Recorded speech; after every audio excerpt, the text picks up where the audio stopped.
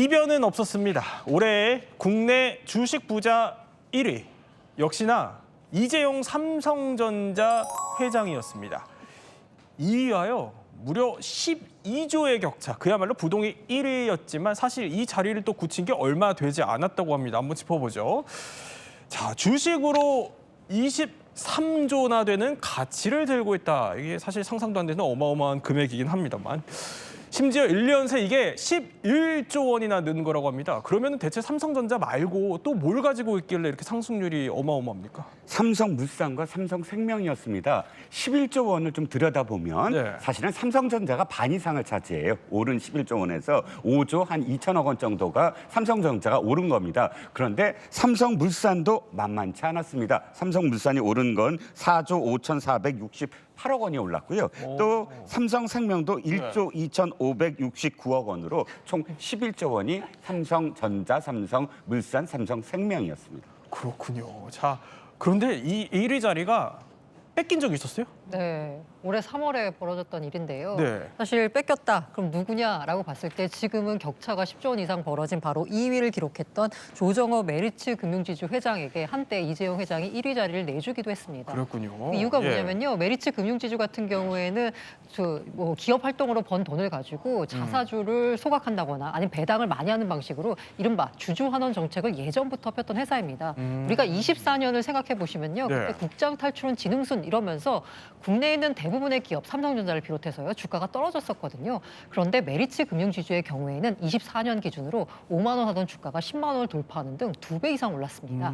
그래서 그렇지만 삼성전자의 경우에는 사실 네. 5만 전자 이런 소리를 들어가면서 주가가 떨어지면서 그렇죠. 예. 격차가 줄어들면서 한때 뒤집히기도 했었는데요. 올해 들어서 메리츠 금융지주의 주가는 그냥 저냥인데 삼성전자, 삼성물산 등 주가가 오르면서 1위 자리를 다시 꿰찼습니다. 자, 이렇게 사실 한번 빼앗겼던 어떻게 보면 주식 부자 1위 그 자리를 다시 되찾아오는 데에는 날개를 단 삼성전자의 주가도 큰 역할을 했습니다. 그리고 이 삼성전자 주가가 오르는 데는 아마 이 장면이 결정타였을 겁니다.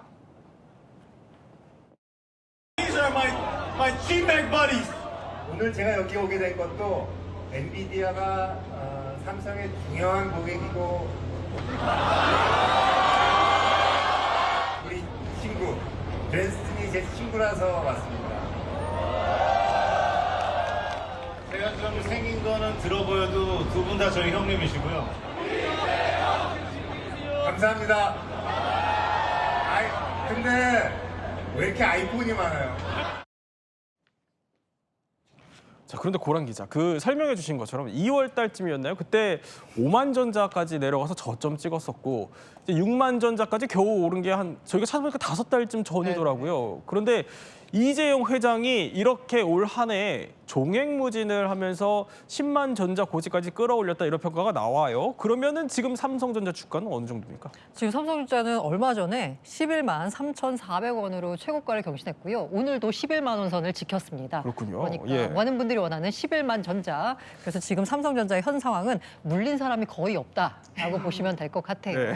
이렇게 주가가 본격적으로 오는 건 사실 7월 달에 삼성전자가 2분기 실적 쇼크, 어닝 쇼크를 내놓으면서 주가가 떨어졌었거든요. 그런데 7월 말에 이 테슬라가 우리를 구원해줬습니다. 머스크가 테슬라가 삼성전자와 AI 반도체 칩 계약을 맺으면서 네. 삼성전자가 반전의 계기를 마련했고요. 아까 치맥 회동에서도 보이겠지만 삼성전자가 그간에 약간 소외를 받았던 SK 하이닉스에 비해서 약간 그 AI 반도체 동맹에서 소외된 듯한 모습을 보여줬는데 그게 아니었다라고 하면서 다시 주목을 받기 시작해서 지금은 사상 최고가 경신, 조만간 되지 않을까라는 기대감을 높이고 있는 상황입니다. 근데 이종 평론가, 네. 얼마 전에요. 그 어머니 홍라희 관장? 네.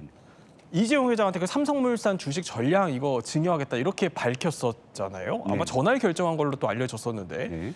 이거 받으면은 이제 그 주식 가치 갖고 있는 그 가치는 더 커지겠네요. 네, 그렇습니다. 11월 28일 날 증여 계약이 체결됐고요. 1월 2일이 증여일로 결정이 됐습니다. 규모는 약 한 180만 8,577주가 되고요. 지분은 약 한 1.06%의 지분율인데 12월 1일자로 이 주식 가치를 한번 보니까 네. 4천억 원 정도가 되더라고요. 그러니까 지금 11조 원 정도에서 4천억 원의 가치가 1월 2일자로 더 늘어난다 이렇게 보시면 될 것 같습니다.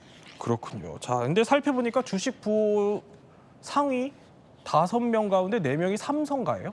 3위부터 5위까지는요. 삼성가의 세 모녀가 차지했습니다. 홍라이 명예관장, 이부진 호텔신라 사장, 이서연 삼성물장 사장이 3위에서 5위까지의 이제 랭크가 되었는데요.